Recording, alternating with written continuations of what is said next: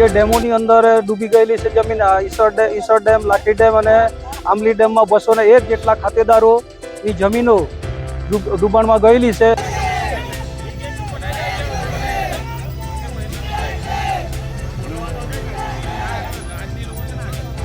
જમીન ખેડતા ખેડૂતોના ખેતરોમાં જે વન વિભાગ દ્વારા અત્યાચાર થઈ રહ્યો છે એને બંધ કરવામાં આવે.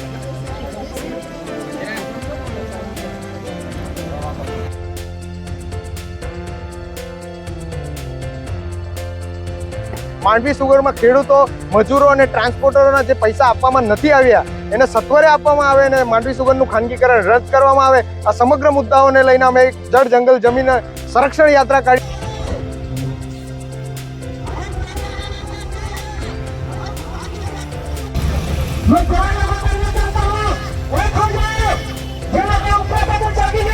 મારું નામ દલુભાઈ પુનિયાભાઈ ચૌધરી છે. કોડકર ગામનો વતની છું અને ઈસર ડેમનો વિસ્થાપિત છું. આપણને કઈ કામ લાગશે?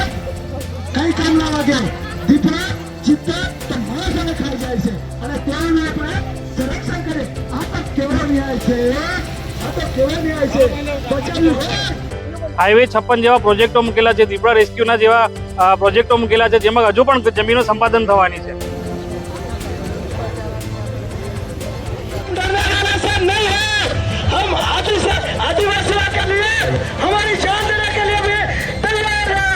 મારું નામ દલુભાઈ પુનિયાભાઈ ચૌધરી છે. કોડકર ગામનો વતની છું અને ઈસર ડેમનો વિસ્થાપિત છું. આજે અમે જે 17/2/25ના રોજ જે અમે પદયાત્રા કાઢવાનું આયોજન કર્યું છે, જેનો મૂળ મુદ્દો છે જળ, જમીન, જંગલ બચાવો, આદિવાસી બચાવો, અભયારણ્યો અટકાવો, દીપડા રેસ્ક્યુ જેવા પ્રશ્નોને લઈને અમારે રોડ પર પદયાત્રા કાઢવાનું નક્કી કરવામાં આવેલું છે. અખિલ ચૌધરી, આદિવાસી કર્મશીલ. જળ જંગલ જમીન સંરક્ષણ યાત્રા આજરોજ યોજવામાં આવી છે. યાત્રાનો સબ્જેક્ટ એક છે કે આ વિસ્તારમાં અભયારણ્યનું સર્વે ચાલી રહ્યું છે એને રદ કરવામાં આવે, દીપડા રેસ્ક્યુ સેન્ટરને રદ કરવામાં આવે.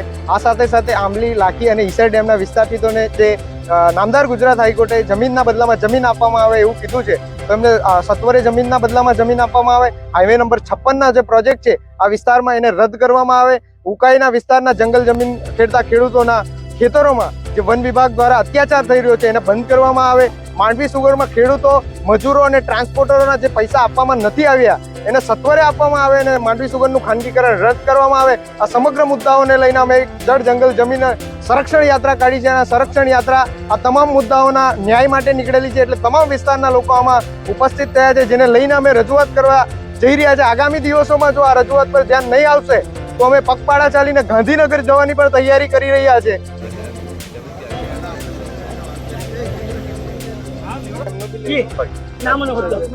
મારું નામ એડવોકેટ જિમ્મી પટેલ છે અને તાપી જિલ્લામાં સામાજિક કાર્યકર્તા તરીકે કામ કરું છું.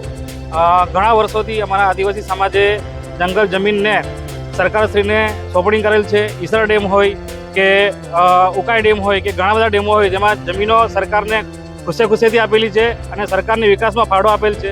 પરંતુ એ જમીનો લીધા પછી પણ આજ સુધી અમને કોઈ એવોર્ડ નથી આપવામાં આવ્યો, જમીનના બદલામાં જમીન નથી આપવામાં આવી અને એના અગેન્સ્ટમાં હાઈવે 56 જેવા પ્રોજેક્ટો મૂકેલા છે, દીપડા રેસ્ક્યુના જેવા પ્રોજેક્ટો મૂકેલા છે, જેમાં હજુ પણ જમીનો સંપાદન થવાની છે.